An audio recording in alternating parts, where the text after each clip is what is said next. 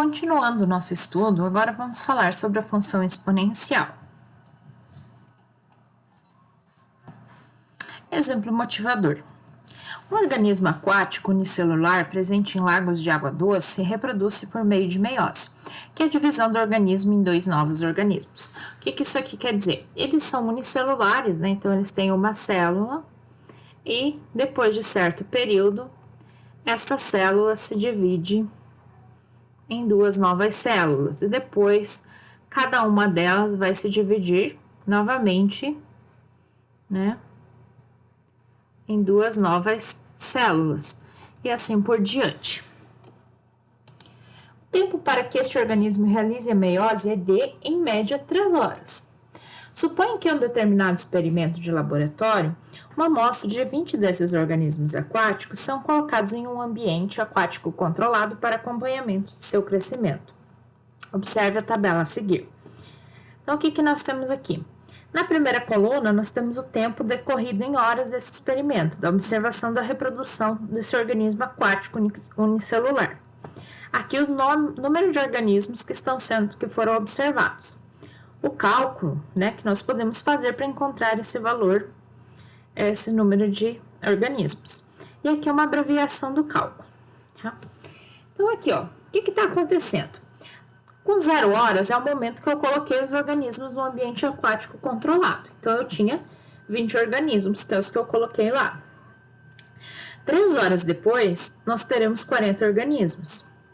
Por quê? Porque cada um desses 20 se transformou em 2. Então, eu vou fazer 20 vezes 2. A abreviação do cálculo não tem, né? É 20 vezes 2, tá bom? Depois de 6 horas, eu vou ter 40, que é vou ter 80 organismos, que é 40 vezes 2. Só que o 40 eu podia escrever como sendo 20 vezes 2. Então, eu posso fazer 20 vezes 2 ao quadrado. Por que 2 ao quadrado? 2 e 2, ok? Depois de 9 horas, eu vou ter 160 organismos, que é 80 vezes 2. Mas o 80 ó, é 20 vezes 2 ao quadrado. Aqui eu tenho multiplicação de uma potência de mesma base, mantém a base, somos expoentes, então 20 vezes 2 elevado ao cubo. Após 18 horas, eu vou ter 1.280 organismos, que vai ser os 160 vezes 2 para dar 12 horas, vezes 2 para dar 15 horas, vezes 2 para dar 18 horas. Então, eu vou ter 2 ao cubo vezes 2 ao cubo aqui, ó. Posso mexer o parênteses de lugar. Vai ficar 20 vezes 2 elevado à sexta. Após 24 horas, 5.120 organismos, que pode ser obtido por 20 vezes 2 elevado a 8.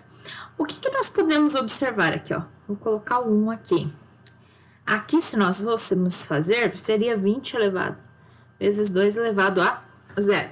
Lembrando que a potência prevalece sobre a multiplicação. Então, vocês vão resolver primeiro a potência, depois a multiplicação. Tá?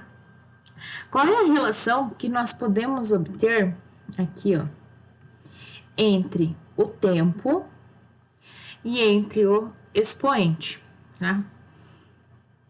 0 e 0 é igual. Agora, 3 tá com o expoente 1. O 6 tá com o expoente 2. O 9 está com o expoente 3. O 18 está com o expoente 6. O 24 está com o expoente 8.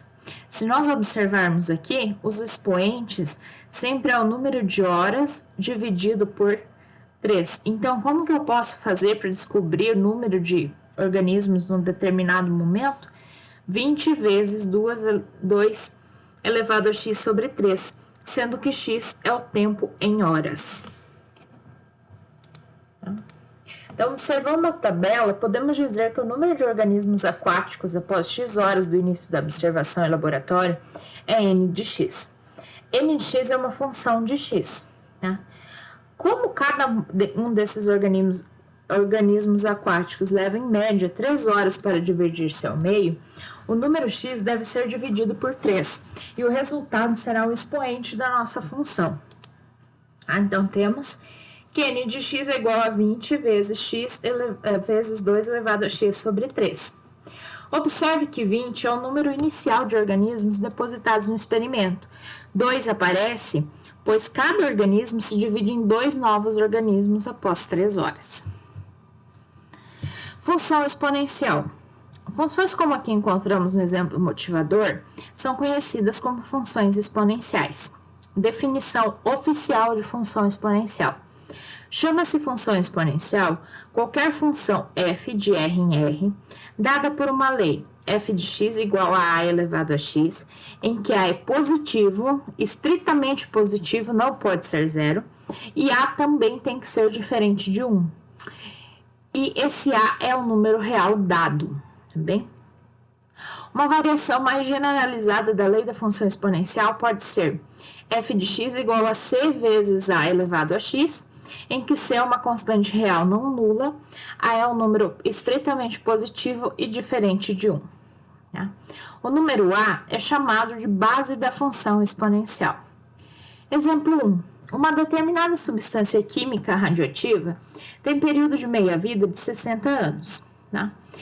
Escreva a função que fornece a quantidade remanescente m dessa substância após x anos. Seja m0 a quantia inicial de massa da substância radioativa. Meia-vida de 60 anos significa que essa substância precisa de 60 anos para ter sua massa reduzida à metade. Logo, nós vamos ter o quê? M, que é a quantidade restante da substância, ela é uma função do tempo, x, também, em anos. E ela vai ser m0, que é a quantidade inicial da massa que eu vou ter, vezes 1 meio. Por que 1 meio? Meia vida, tá? Metade. 1 meio é... Quando eu uso isso aqui, ó, é para reduzir para a metade, ok? E x dividido por 60 aqui, porque eu tenho um período de 60 anos, ok? Quanto tempo levaria para que 1 quilo dessa substância seja reduzido a menos de 100 gramas, tá? Aqui observem que a gente não está na mesma unidade de medida, gramas e 1 quilo, né? Então, eu vou lembrar que 1 quilo são 1000 gramas. E vou trabalhar com isso aqui, tá? Então, a massa inicial é de 1000 gramas. 60 anos depois, eu vou ter 500 gramas, porque reduz a metade. 120 anos depois, 250 gramas. 180 anos depois, 125 gramas. 210 anos depois, 62,5 gramas. Então, levaria algo entre 180 e 210 anos para reduzir abaixo de 100 gramas uma quantidade de 1 quilo dessa substância. Mais precisamente, a gente precisaria de 199 anos, 3 meses e 24 dias. Né? Veremos mais adiante como calcular os valores exatos. Por quê? O que vai acontecer aqui? Ó? Eu sei que o M é o M0 vezes 1 meio elevado a x sobre 60. Então, se eu fosse usar a fórmula que nós obtemos, o que eu teria aqui? Ó? Eu quero que seja menor que 100 gramas, então eu vou calcular quanto tempo leva para chegar ao 100. Né? O M0 é 1000 vezes 1 meio elevado a x sobre 60. Então, aqui ficaria 100 dividido por 1000, tá? Igual a 1 meio elevado a x sobre 60. E daqui eu teria que 0,1 é igual a 1 meio elevado a x sobre 60. E aí, nós temos um grande desafio aqui, né? Como escrever 0,1 na forma de uma potência